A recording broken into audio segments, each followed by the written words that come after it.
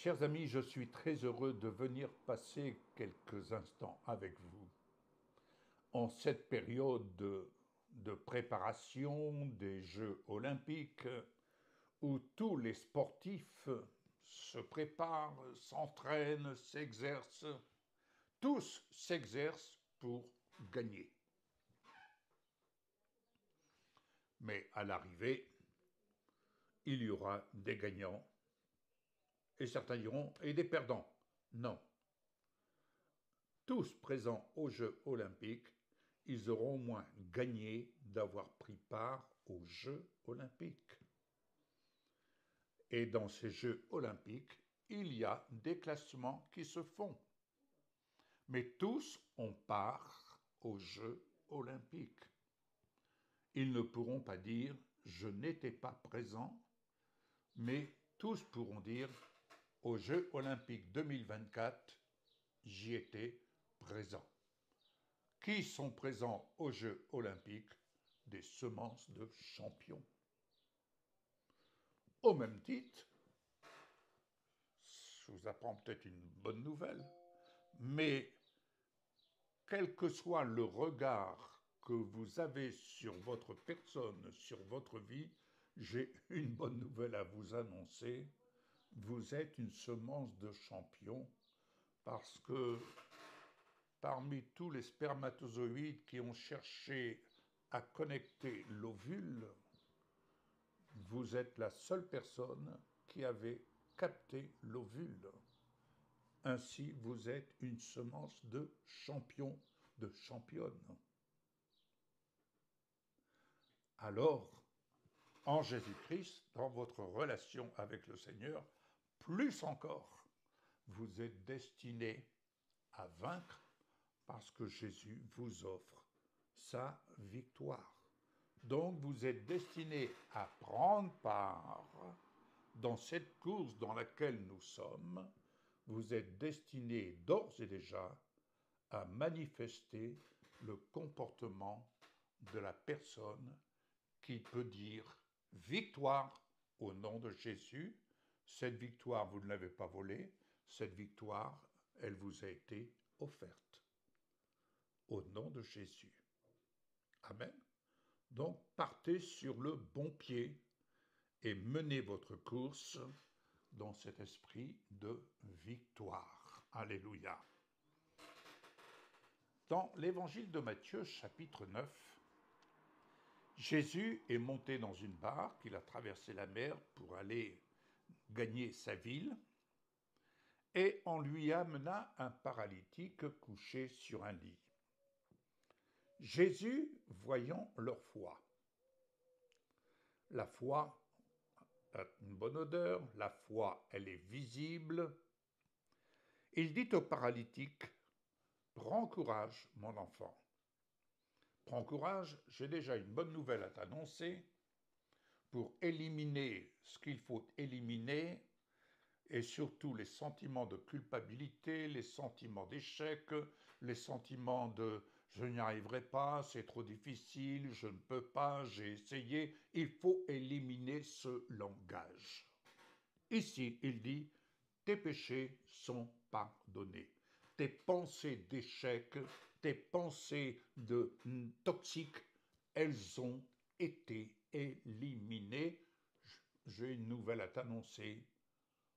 Elles ont été vaincues et je suis venu manifester d'ores et déjà ma victoire sur ces œuvres de ténèbres et je suis manifesté ma victoire afin que tu apprennes à vivre et à goûter de ma victoire. Et c'est ainsi que, quand il lui dit « tes péchés sont pardonnés », les esprits religieux bien pensants, tout de suite vont se dire « mais comment peut-il se permettre? Non, non, non, non, ses péchés sont pardonnés? Allons donc, non, non, non, non, non. Attends, pour que tu sois pardonné et que tu puisses vraiment vivre ta guérison, il faut que tu viennes faire des stages, un séminaire, suivre telle et telle chose. On va t'apprendre comment parvenir à la guérison. Bien-aimé, je n'ai pas de temps à perdre avec les formalités. Jésus dit, je vous ai envoyé pour guérir les malades, je ne vous ai pas envoyé pour faire des séminaires et montrer aux gens comment être guéris. Je vous ai envoyé pour guérir les malades, pour délivrer les captifs, pour ressusciter les morts. Et je m'inscris au nombre de ceux-là qui se laissent reprendre quand il le faut par le Seigneur lui-même, plutôt que de perdre du temps avec des formalités.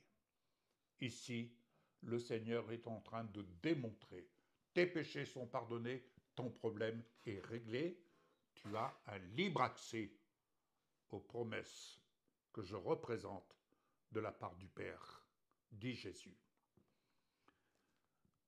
Et Jésus, connaissant leurs pensées, dit, mais pourquoi avez-vous de mauvaises pensées? Pourquoi avez-vous de mauvaises pensées dans vos cœurs? Je vais vous démontrer, car lequel est le plus aisé de dire « tes péchés sont pardonnés » Ça, c'est une bonne chose de dire ça. Ou de dire « lève-toi et marche ».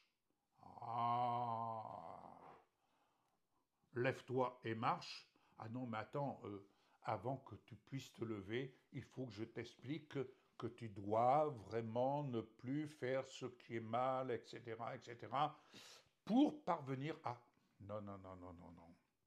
Tes péchés sont pardonnés, ou de dire lève-toi et marche. Or, afin que vous sachiez que le Fils de l'homme a sur la terre, a dans ta vie, a sur toi le pouvoir de pardonner les péchés. Oui. Lève-toi, dit-il au paralytique, prends ton lit et va dans ta maison. Lève-toi, l'ordre. Prends ton lit, prends ta situation en main et va dans ta maison.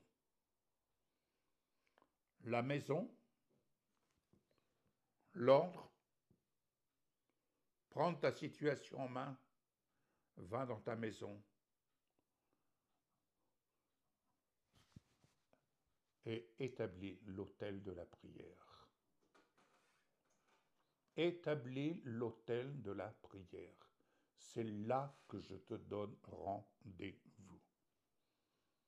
Bien-aimés, lorsqu'on fusionne avec l'ordre de Dieu, lorsque notre esprit fusionne avec l'esprit de la parole, car Jésus est la parole, lorsqu'on fusionne avec l'esprit de la parole,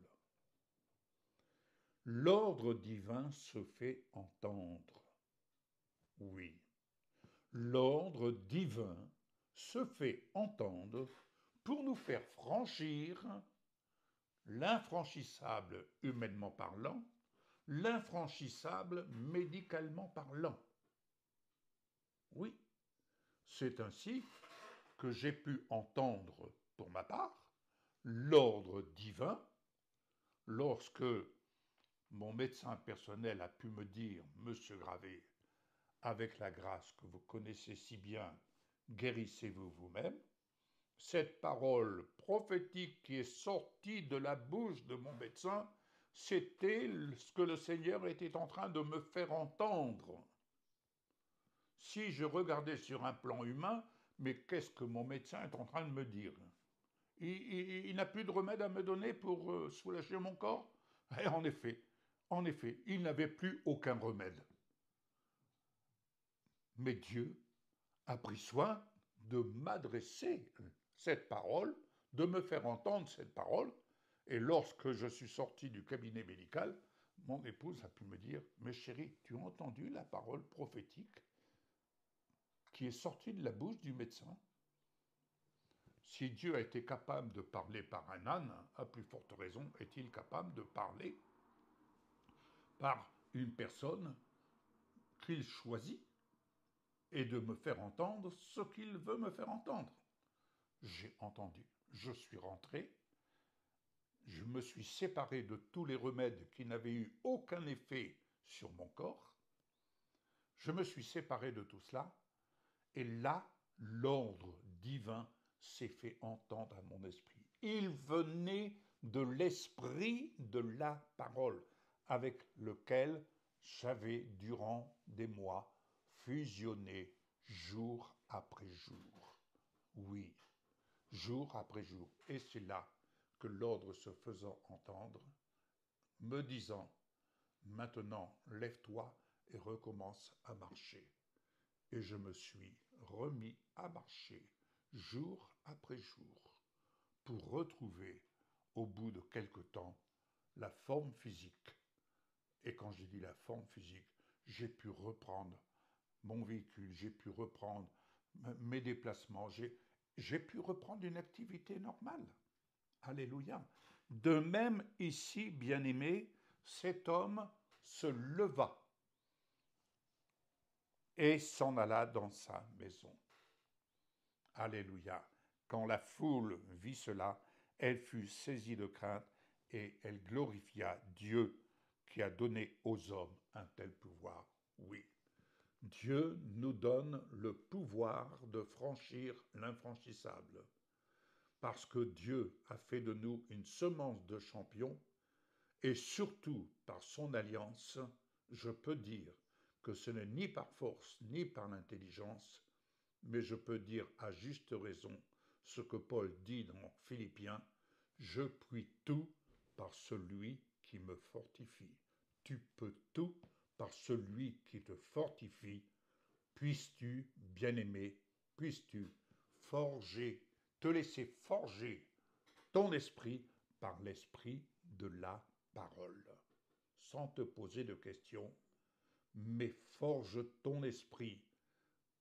Exerce-toi à forger ton esprit à partir de la victoire de Jésus. Exerce-toi à forger ton esprit, celui du vainqueur. Tu peux tout par celui qui te fortifie.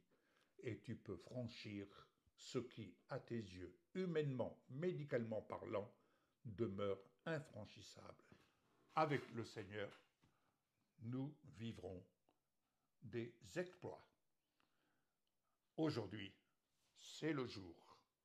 Lève-toi, prends ta situation en marche et va dans ta maison élever un autel de reconnaissance, d'action de grâce pour la victoire que Jésus t'offre de vivre maintenant. À bientôt, bon courage et ne manquez pas de nous partager de vos bonnes nouvelles. Au revoir.